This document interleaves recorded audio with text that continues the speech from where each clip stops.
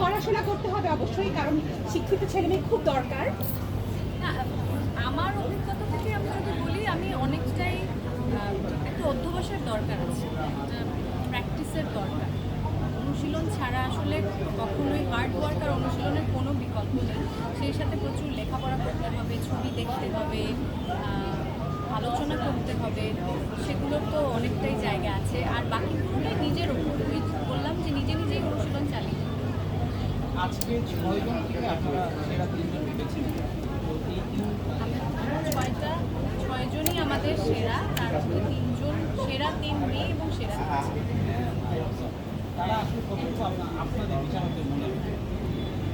এখন আমাদের মনের মতো হওয়াটা আসলে লক্ষ্য না, লক্ষ্য হচ্ছে যে তারা কি এই প্রতিযোগিতায় যারা অংশগ্রহণ করেছে তাদের মধ্য থেকে আমরা কি সবচেয়ে সম্ভাবনাময় তরুণ তরুণীদের বেছে নিতে পারছি কিনা, কারণ তারা ভবিষ্যতে এই ইন্ডাস্ট্রিতে কাজ করবে। তো সেই জায়গা বিবেচনা করে আমরা চেষ্টা করেছি আমাদের সর্বোচ্চ দিয়ে ওদের গাইড করা, এবং আমার মনে হচ্ছে যথেষ্ট সম্ভাবনা। এই যে রিয়েলিটি শোতে আপনার লুকটা সামনে দিবেন। তাদের আসলে হিসেবে কাজের সুযোগ কতটুকু? কাজের সুযোগ আমার মনে হয় এই ইন্ডাস্ট্রিতে প্রচুর কাজের সুযোগ হচ্ছে। আমাদের নতুন দরকার। একটা পর্যায়ের পরে দেখা যাচ্ছে আগে যেমন রিয়েলিটি শো থেকে অনেক নতুন আসতো, লাক্স চ্যানেল আই ছিল,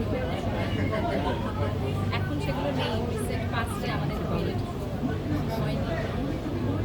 আমার মনে হয় এই দ্বিতীয় স্টার হান্ট যথেষ্ট একটা ভালো কন্ট্রিবিউশন হবে।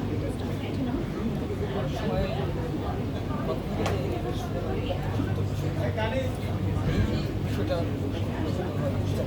আসলে আপনি তো যার ক্যান্ডিডেট ছিলেন সেক্ষেত্রে কী হয়েছে?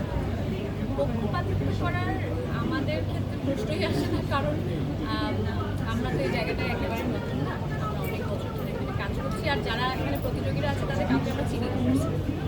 আমরা একেবারেই তাদের সেই দিনকার পারফরমেন্স কেমন হয়েছে সেই অনুযায়ী বিচার করেছি। সেটা আমার মনে হয় দর্শকরা যখন টেলিভিশনে বা ভিতর প্ল্যাটফর্মে যখন দেখবে শোটা, তখন বুঝতে পারবে যে পক্ষপাতিত্ব হয়েছে। সরাসরি তরুণ অভিনয় যারা তরুণ শিল্পী যারা তাদের সাথে যোগাযোগ করে, তো আপনার কাছে কী মনে হয়েছে তারা এইভাবে কাজ করার ক্ষেত্রে তাদের গ্যাপ রয়েছে যারা কাজ করছে? এখন আমাদের এই প্ল্যাটফর্ম থেকে যারা এসছে, এটা একেবারে ওদের শুরু, এটা হচ্ছে ওদের জিরো গ্রাউন্ড।